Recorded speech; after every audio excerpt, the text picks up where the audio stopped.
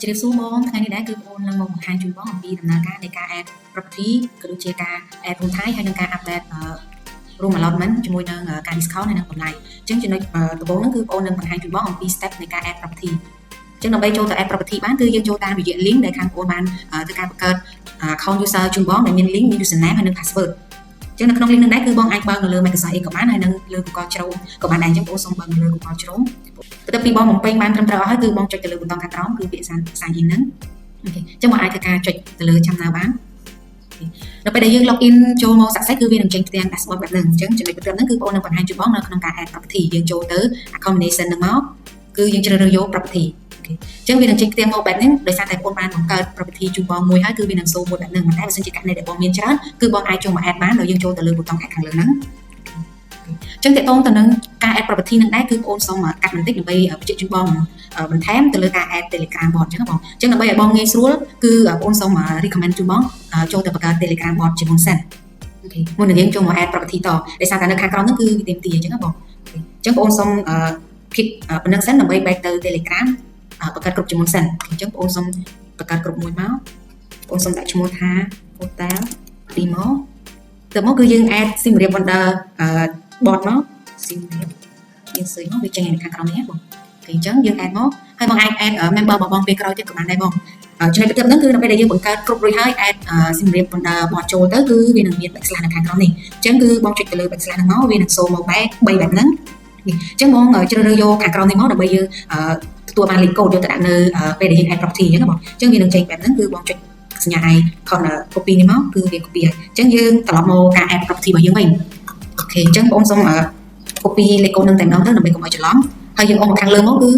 យើងចូលមកកន្លែង category អញ្ចឹងនៅក្នុង category ហ្នឹងគឺបងជ្រើសរើសមកថាតើ property របស់បងហ្នឹងជាប្រភេទអីគេជាឧទាហរណ៍ជា resort ឬក៏ជា villa ជាដើមអញ្ចឹងបងឧទាហរណ៍ជ្រើសរើសយកតែមួយទៀតគឺ location របស់ property របស់បងតើនៅទីណាចំណុចបន្ទាប់ហ្នឹងគឺតេតងតំណែង name ហ្នឹងគឺជាឈ្មោះរបស់ property របស់បងផ្ទាល់អញ្ចឹងបងសូមឧទាហរណ៍បងដាក់អូខេហើយ location តើ location property ហ្នឹងនៅទីណាអញ្ចឹងបងសូមដាក់ចំណុចបន្ទាប់ហ្នឹងគឺលេខទូរស័ព្ទបងពេញមកហើយនឹង email ហើយ website បើសិនជាបងមាន website បងអាច copy link យកមកដាក់បានហើយចំណុចបន្ទាប់ហ្នឹងគឺ short description តេតងនឹង short description ហ្នឹងគឺបងដាក់បានចំនួនតិចទេបងប៉ុន្តែតេតងទៅនឹងកន្លែង description គឺបងអាចដាក់បានច្រើនអញ្ចឹងណាបងចាំបងដាក់ទៅមកប៉ុន្តែបងដាក់តែសិនអូខេចំណុចបន្ទាប់ហ្នឹងគឺទៅលើរូបភាពទី1ហ្នឹងគឺជាប្រភេទ thumbnail គឺបងដាក់បានតែមួយទេអូខេអញ្ចឹងបងសូមដាក់មក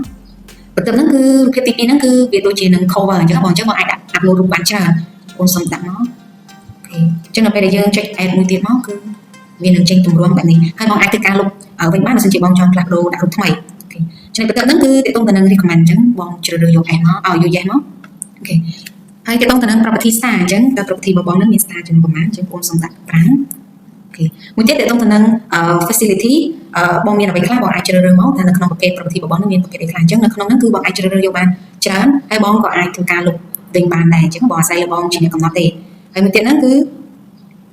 ទៅលើ include តើនៅក្នុង property របស់បងហ្នឹងមាន include អីខ្លះដូចជា prefer ឬក៏អីផ្សេងៗអញ្ចឹងបងហើយចំណុចបន្ទាប់ហ្នឹងគឺទៅលើ policy តើ policy របស់បងហ្នឹងមានការកំណត់បែបណាដូចជាការ check in ឬក៏ check out ជាដើមអញ្ចឹងបងហើយមួយទៀតទាក់ទងទៅនឹង cancel policy តើនៅពេលដែល user នៅពេលដែល client ក៏ធ្វើការ booking ហើយតែគាត់អាច cancel វិញបានអត់គឺបងជាអ្នកកំណត់ទេបងនៅត្រង់ហ្នឹងអូខេមួយទៀតគឺ Telegram chat ហ្នឹងគឺយើងបានដាក់រួចហើយចំណុចបន្ទាប់ហ្នឹងគឺទៅលើ vid ទាក់ទងទៅនឹង vid ហ្នឹងគឺការកំណត់ទំហំច្បាស់នៃរូបភាពអញ្ចឹងបងអញ្ចឹងយើង recommend ឲ្យបងដាក់ចំនួន100អូខេចំណុចបន្ទាប់នេះគឺទាក់ទងទៅនឹង status អញ្ចឹងនៅកន្លែង status ហ្នឹងគឺបងជ្រើសរើសយក public មកបើសិនជាបងចង់ឲ្យ property របស់បងហ្នឹងចូលនៅក្នុង mini app តែម្ដងប៉ុន្តែបើសិនជាបងអត់ទាន់ ready ទេគឺបងអាចធ្វើការ select យក tab មកគឺវាអត់ទាន់ public ចូលនៅលើក្នុង app mini section 8មកទេអញ្ចឹងបើសិនជាបងជ្រើសយក public វានឹងចូលហើយអញ្ចឹងបងសូមជ្រើសរើសយក public ហើយចុចទៅលើប៊ូតុង OK គឺរួចជាការស្រេចអញ្ចឹងការ add property របស់យើងហ្នឹងគឺទទួលបាន success ហើយដែលយើងបាន add នៅខាងលើហ្នឹងគឺមានតែប៉ុណ្្នឹងឯងទាក់ទងទៅនឹង flow នៃការ add property អញ្ចឹងបងសូមបញ្ចប់តែប៉ុណ្្នឹងសូមអរគុណបង